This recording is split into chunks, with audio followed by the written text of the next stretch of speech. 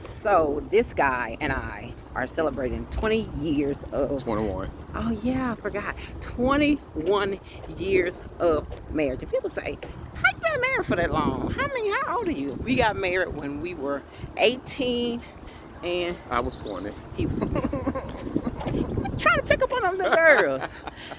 18 and 20. And so one thing people always ask is, what do they always ask, babe? How y'all stay married that long? How do we stay married that long? So what advice would you give people that ask, how were we able to stay married as long? Well, I ain't gonna be fake. In the beginning, you were like, I don't know about this. You know what What? I'm saying? But, once you start learning each other, and you just gotta know how to get along, and you got to get in the Word, keep the Word first, put God first, and once you do that, then everything just goes smooth. Well, not smooth, but you know what to do because you be in the Word and you know the Word. And so you know what to do, not just go off the handle because you want to say something. And that's it, man. That's it. That is so true. I know it sounds so cliche to say, you got to keep God first in your marriage. But God instituted marriage. And so because he instituted marriage, you got to keep God first in the thing that he instituted, in the thing that he called for man and wife to come into covenant with in this earth. And so one thing I tell people too, hold on y'all, where them children at? We ready to stop. One thing I tell people too is you have to learn how to have grace for one another. The biggest thing people always talk about, in marriage, communication is important. Of course, communication is important, but you also have to have love, the agape kind of love that God has for us. You also have to have grace and mercy one for another. Our first year of marriage was like, well, take me back home to my mama. I don't even want to. You can take me back home to my mama. If I got to deal with this, you can take me back home. But the thing of it is, God really strengthened us through that first year of marriage. And we conquered that first year. And I'm kind of like, man, if we conquered the first year, we can do this marriage thing. And so God has really blessed our union. He's really blessed our marriage because we've learned how to allow God to teach us. I've allowed God to teach me how to be a wife to my husband. Use me as his vessel, as his vessel for my husband. It's a scripture in Ephesians, and it just talks about how wives submit to the husband. And I know most people hear the word submit and they just think about this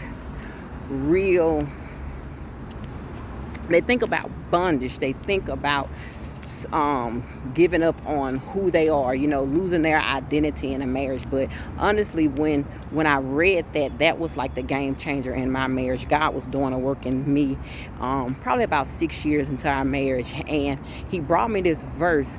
But the part that people neglect to say is the word say, submit, wives, submit unto your husbands as unto God.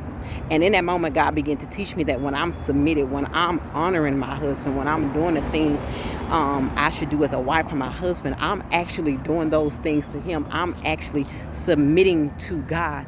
And that was so easy for me to do. It's easier for me to submit to God versus as we see man and people, because honestly, it's easy for us to be in relationship with God. It's easy for us to love God, but it's hard to deal with people. It's hard for us to love people. But so when we see people, we have to see people through the lens of God. We have to see people through the lens of God. And the word tells us that in everything that we do it unto God. And so that blessed my life.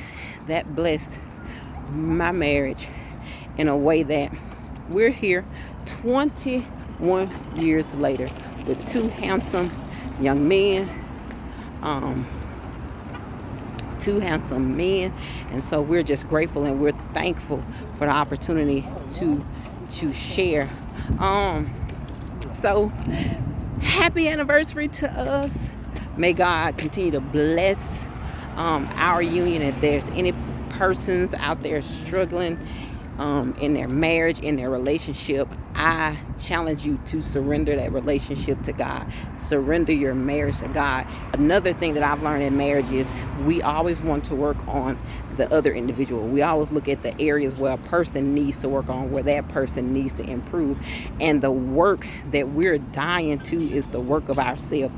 We're dying to self daily in this marriage relationship. And it's just as an example as Jesus died for us. Jesus sacrificed. Jesus gave up his life for us. And in marriage, we have to sacrifice. We have to die to self daily. And so when we're dying to self daily, when we're giving up with our desires and our wants, then God is able to take that and he's able to abundantly bless our marriage. Why? Because we have surrendered it to him. And then the next person is able to look at it and say, wow, this person is really changing. This person is really about that life.